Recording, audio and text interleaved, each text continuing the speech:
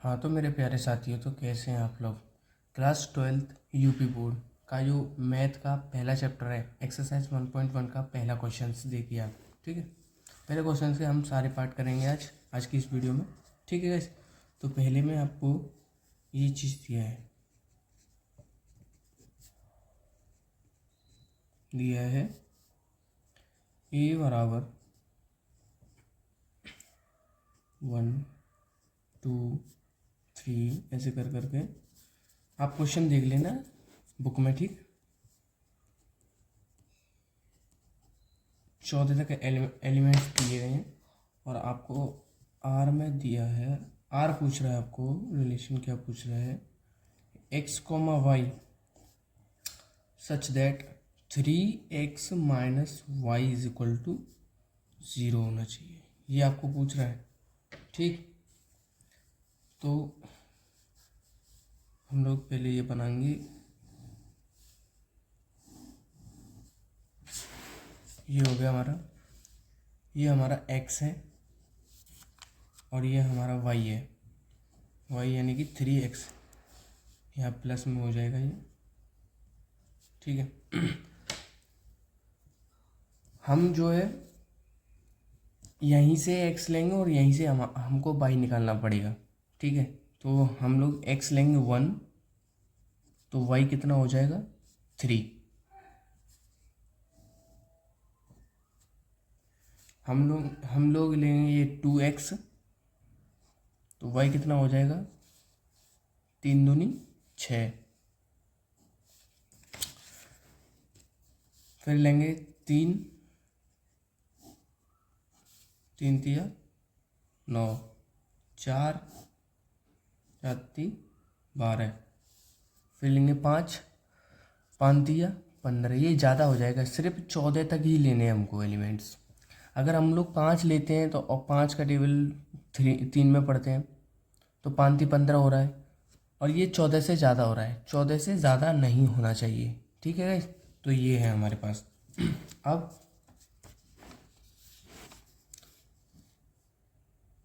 प्रश्नानुसार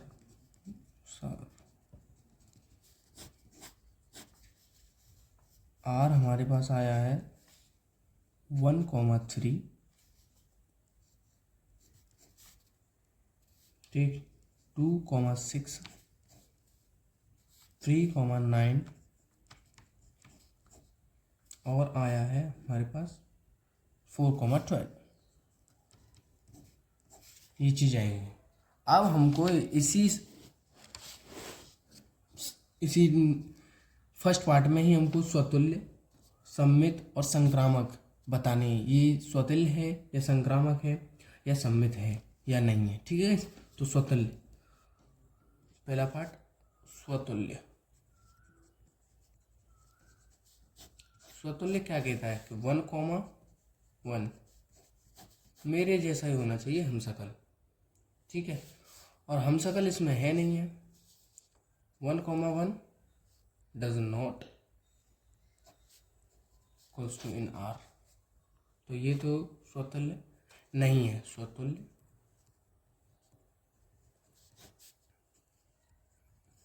नहीं है, स्वतुल्य नहीं है गाइस, क्योंकि 1,1 आर में नहीं है। हमने जो आर निकाला है, ये इस आर में 1,1 नहीं है। ठीक है, अब हम लोग देखेंगे दूसरा, यानी कि सम्मित संबंध।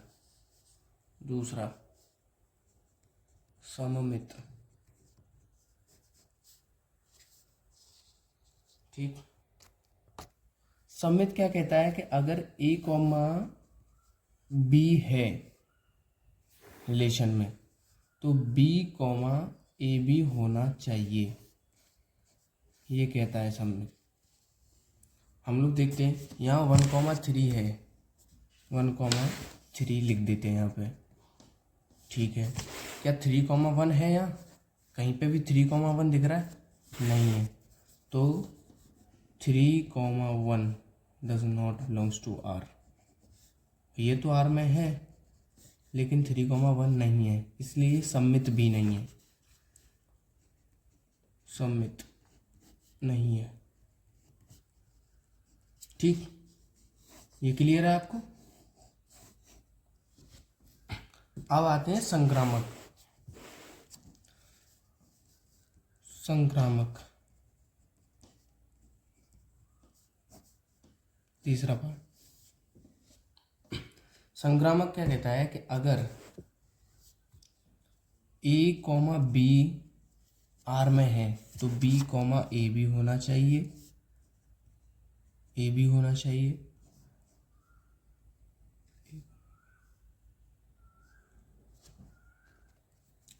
अगर ए कॉमा बी आर में है तो बी कॉमा सी भी आर में होना चाहिए और ए कॉमा सी आर में होना चाहिए। अगर ये तीनों हैं तो संक्रामक है। अगर ए कॉमा बी 1,3 इसको ले लेते हैं 1,3 और ये दूसरे पे ख़त्म 3 पे हुआ तो 3 से यहाँ से लेंगे 3,9 3,9 ये चीज़ है। ठीक है, क्या 1,9 है, 1A, C है यहाँ पे तो 1,9 भी तो होना चाहिए। तो 1,9 does not belongs to R. ये तो है आर में लेकिन ये नहीं है, तो ये सेट है ना। ये संक्रामक भी नहीं है संबंध। ये संबंध जो है संक्रामक, ये संक्रामक नहीं है, नहीं है। इम्पोर्टेंट क्वेश्चन है, आप लोग देख लेना दोबारा। ठीक है, हमारे पास जो दूसरा टॉपिक है, मतलब दूसरा क्वेश्चन है, इसी का दूसरा पार्ट है। प्राकृतिक संख्याओं के समुच्चय n में r इस तरह है कि x, y such that y is equal to x plus 5 तथा x जो है r से छोटा होना चाहिए। ठीक है, यानी कि हमारे पास समुच्चय क्या है मालूम? हमारे पास समुच्चय है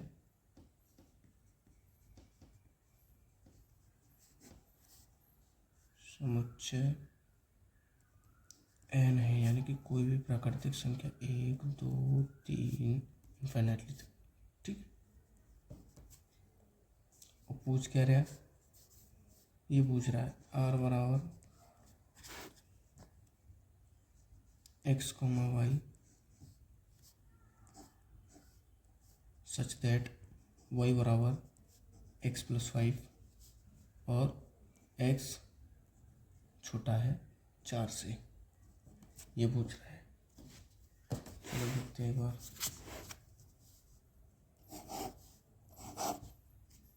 एक, दो, तीन, ये है x और ये है y बराबर कितना है? x plus 5। 3 यहाँ इसलिए क्योंकि इसने बोल दिया 4 से छोटा होना चाहिए x, और ये यहाँ से लिए हैं। ठीक, एक यहाँ रखेंगे तो कितना? 5 और 1 6 7, 3 और 5 8।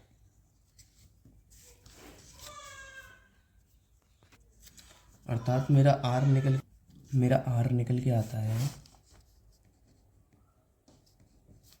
एक ने मुझे 6 दिया 1,6 और 2 ने मुझे 7 दिया और 3 ने 8। ये देख के पता चल रहा है स्वतुल्य है ही नहीं है, लेकिन चेक कर लेते हैं। स्वतुल्य 1,1 होना चाहिए, does not belongs to R. 1,1 है ही नहीं है। ठीक है, संक्राम और स्वतुल्य सम्मित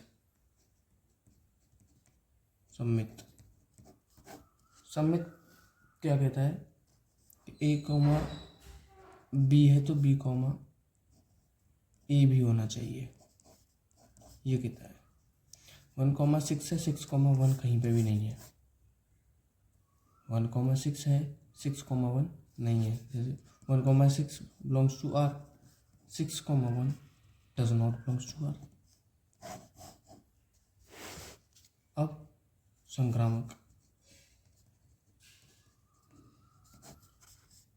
ए बी और सी, यानी कि A comma B, B comma C, तो ए कॉमा सी भी होना चाहिए। ए कॉमा बी 1,6,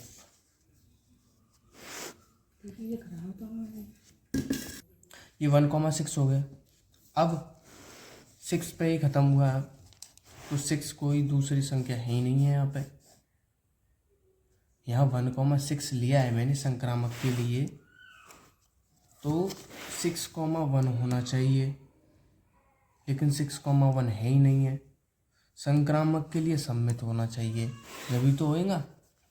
तो 1,6 तो है, लेकिन 6,1 does not belongs to R, तो ये संक्रामक भी नहीं है। ठीक है, कोई भी सेट नहीं, मतलब संबंध नहीं मिल रहा है, ना तो स्वतुल्य है, ना ही सम्मित है, और ना ही संक्रामक है। ठीक है, आंसर ये आपका आंसर है। ठीक है,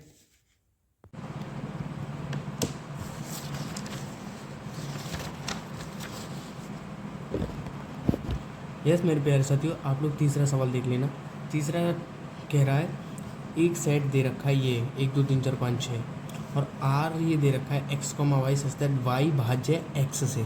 ठीक है, हम लोग ये कर लेंगे 1,1 1,2 1,3, ये यहाँ से लेके 6 तक कर लेंगे, 6,6 तक, क्योंकि ये क्या बोल रहा है, y जो है भाज्य x से।